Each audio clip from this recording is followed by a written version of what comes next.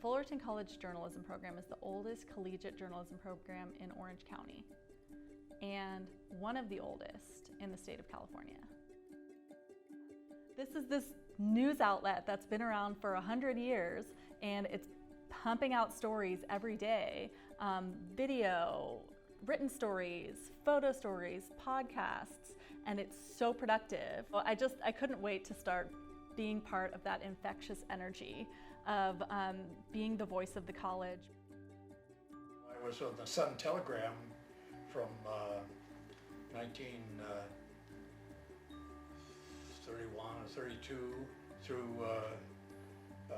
when I decided that I wanted to go into teaching. I had come in through the door of newspaper work and some magazine work, but so I felt that I wanted them to have the same feeling that they were getting the professional experience, as close a professional experience as they could. Our whole program was based on student contact with the different professional publications, and we did get pretty good results from the local newspaper and from the Sun Telegram. If you are trying to give them the skills for producing the story, you've got to also help them with the technique of getting it set into type. Well, we had our own typesetting, and then we had our own print shop, and they were doing the job for us most of the time. So, but I really appreciated the fact that the printers on campus were much supportive of the student newspaper.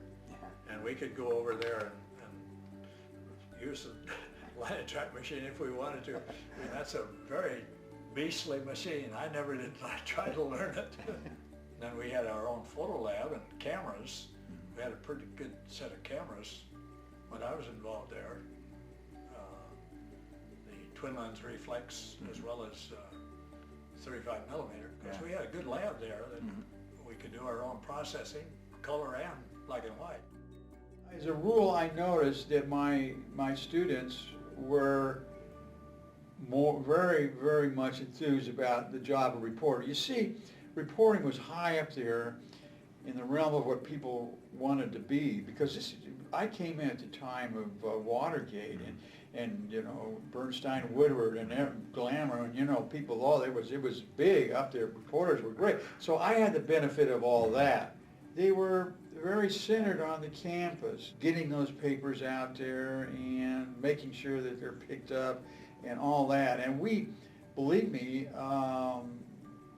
we never had hardly any papers left. It wasn't a problem. The Hornet at that particular time was running about 4 pages with hardly any ads in it. Well, I have a background in newspaper advertising business, and so we really worked and increased the size of the Hornet. Hornet went from 4 pages in less than a year to 8 pages, averaging always 8 pages, going to 12. We even had a 16 page. We had lots of advertising. So there was no effort that I can remember where there was any effort to, you know, suppress anything that we wrote. You don't want to tell students not to publish something. If something is controversial, you say, okay, let's run it by somebody who knows. As your time as an advisor, what was the climate like on the campus? Well, I think it was a little more radical than you see today, even though it was in the 80s. Issues in the government were often written about in the newspaper. I would say that it was slightly hostile with both some of the administration and some of the AS people. As long as we were publishing most of the good news, they were fine. And sports, if they were winning, the teams were winning, everybody was happy. But I do remember one time when the president of the college came in and told me, touched one of the pictures and a cartoon and said, "That's not going in the newspaper." And I said, "Oh yes, it is." At the time of the Gulf War, we had some anti-war demonstrations and that sort of thing. We did have a series of bomb threats at one time.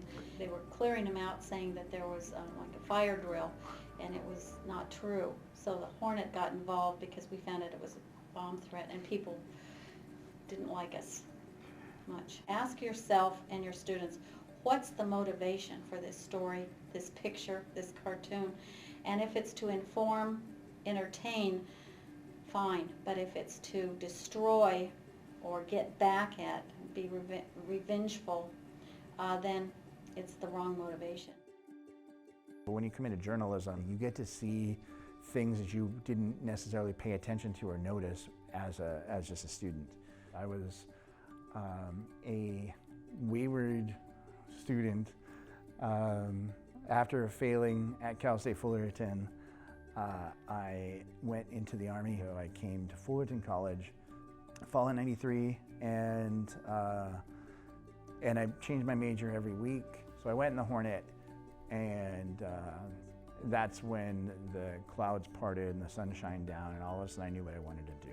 There was a lot of energy at the Hornet in the '90s, and there were a lot of campus protests with Mecha and the Brown Berets. There was a big march from Fullerton College down to, and it was originally supposed to be Disneyland, but they fell short. There was a park there just inside Anaheim, and they all went to that park and had speeches and stuff about Prop 187. When I first started teaching, the Hornet was printing every other week. The staff was about 6 people with only about 4.5 really working. So I thought, well, let's see what we can do to bring this together. Right? There were a couple times where, we were overflowing. And I had some students that just wanted to hang on 5 semesters, you know.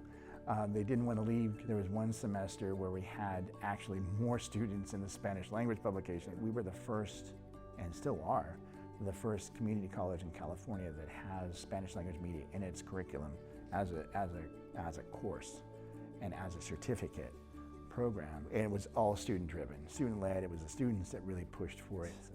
2015 is about when it was hard to get advertising. Advertising had dried up.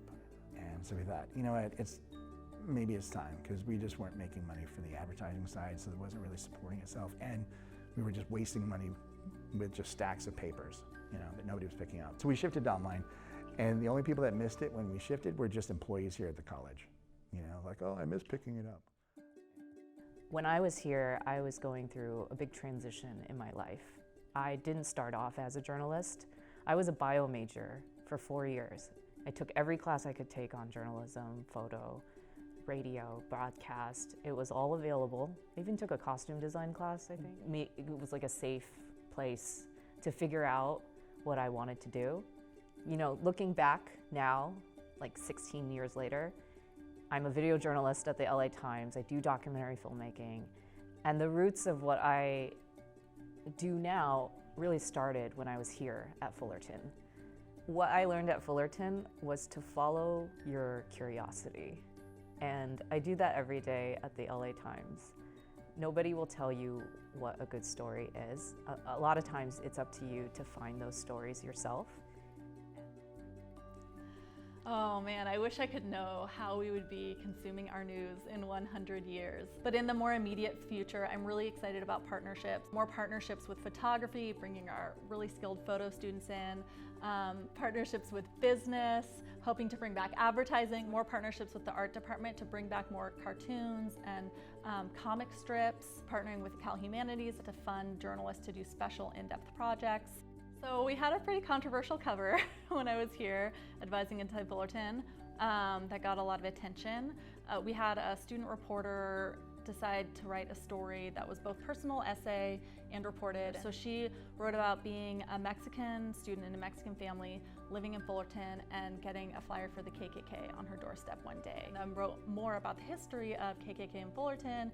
That was Mariana Escoto. We had an amazing designer that semester, Andrea Kohler, who was just one of the best. And she designed a breathtaking cover. She took a piece of paper, cut it to look like a KKK hood, crumpled it up, and photographed it for the cover. And when we saw it, nobody knew if we should publish this or not. And as advisor, I can't tell them what they can or should do. It's not my decision. It's their California Constitution protected right to publish whatever they want. But it is my duty to advise them if something is in good taste. Ultimately, they decided, no, it's more important that we publish this and we get that story out there. This cover is going to be picked up. People are going to read it. And that magazine cover won first place in the country in a national competition for the Associated Collegiate Press and the College Media Association, competing with 4-year student magazines. You have to take risks in order to write about things that matter. Even though the Hornet is not currently in print, we are still out there and being producing our content through FC Hornet Media. You can follow us on Instagram, FC Hornet. That goes along for Twitter and all social media aspects as well. We're just producing our content digitally, but we're still reaching out to as many people as we can in our community. The day-to-day for an editor-in-chief at the Hornet like myself is publishing stories every day. So that goes from the dedication of the Cruz Reynoso building. One day I can publish an opinion piece on the NCAA and Celsius energy drinks, to the next day could be a softball investigation into Title IX. And I just really hope that when I leave here, my legacy at the Hornet is preparing the next editor-in-chief, and then they prepare the next person after that, so this success continues down the line. I mean, we're looking at the archives, getting ready for Centennial, seeing all the great work they did before us. And there's gonna be some archives 100 years from now on some other internet-based database, you know, who knows? I want it to be, they look back and say, wow, these guys did great work. It's very humbling to even be in that list of people over the last century.